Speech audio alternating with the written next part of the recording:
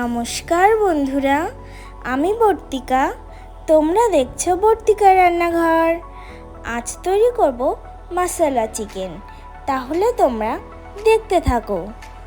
উপকরণে রয়েছে চিকেন, পেঁয়াজ কুচি, টমেটো, রসুন, আদা, সর্ষের তেল, হলুদ, ধনে গুঁড়ো, জিরে গুঁড়ো, টক দই, কাঁচা পাকা লঙ্কা, লবণ, ধনেপাতা কুচি, কাশ্মীরি লঙ্কার গুঁড়ো, গোলমরিচ গুঁড়ো, তেজপাতা, এলাচ, লবঙ্গ, দারচিনি। মিক্সিতে টমেটো পেস্ট করে নিলাম। রসুন, আদা, কাঁচা পাকা লঙ্কা একসাথে পেস্ট করে নিলাম। এবার চিকেনটা ম্যারিনেশন করে নেব। হাফ চামচ লবণ, হাফ চামচ গোলমরিচের গুঁড়ো,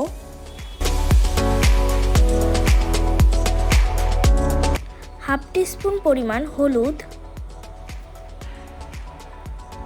আদা, কাঁচা লঙ্কা, রসুন বাটা 4 চামচ পরিমাণ দিয়ে দিলাম।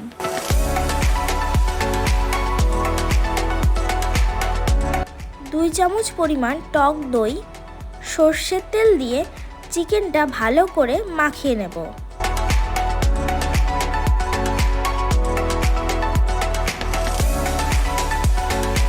রেখে দেব 15-20 মিনিটের জন্য। কড়াইতে সর্ষের তেল দিয়ে দিলাম। তেল গরম হয়ে আসলে তেজপাতা, এলাচ, লবঙ্গ, দারচিনি ফোড়নে দিয়ে কুচি করে রাখা 3টে মিডিয়াম সাইজের পেঁয়াজ দিয়ে দিলাম। লাল লাল করে ভেজে নেব। যখন দেখবে এরকম লাল হয়ে গিয়েছে, ঠিক তখনই আদা, কাঁচা লঙ্কা, রসুন বাটাটা দিয়ে দিলাম। মশলাটা এবার ভালো করে কষিয়ে নেব।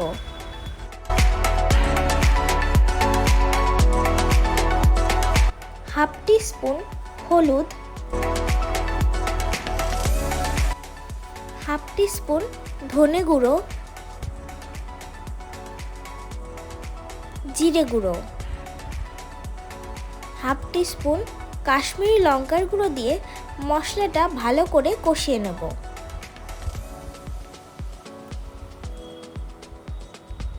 যখনই দেখবে মশলা থেকে তেল ছেড়ে গিয়েছে, তখনই টমেটো বাটাটা দিয়ে দিলাম। আবারও মশলাটা ভালো করে কষিয়ে নেব।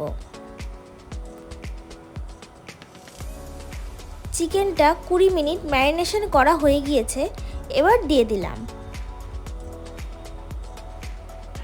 ভালো করে মিশিয়ে নিচ্ছি। বন্ধুরা, আমি এখানে কোনো জল ব্যবহার করিনি, তোমরা চাইলে অল্প পরিমাণ জল ব্যবহার করতে পারো। 15 মিনিট পর ঢাকা তুলে নিলাম। দেখো বন্ধুরা, চিকেনটা 60% মতো সিদ্ধ হয়ে গিয়েছে। এবার টক দই দিয়ে দিলাম।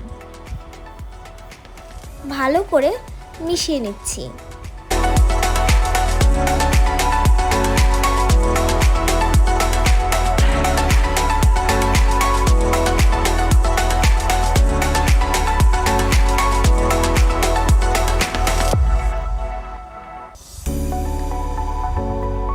আবারও 10 মিনিটের জন্য ঢাকা দিয়ে রাখব।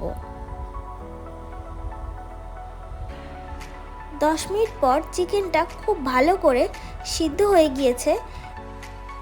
ধনেপাতা কুচি দিয়ে দিলাম। ব্যাস, তাহলেই তৈরি হয়ে গেল আমাদের মশলা চিকেন। কেমন লাগলো বন্ধুরা আমার এই রেসিপিটি তোমাদের? অবশ্যই জানিও। আর ভালো লাগলে লাইক, কমেন্ট, শেয়ার এবং আমার চ্যানেলটিকে সাবস্ক্রাইব করে আমার পাশে থেকো। আজকের মতো টাটা।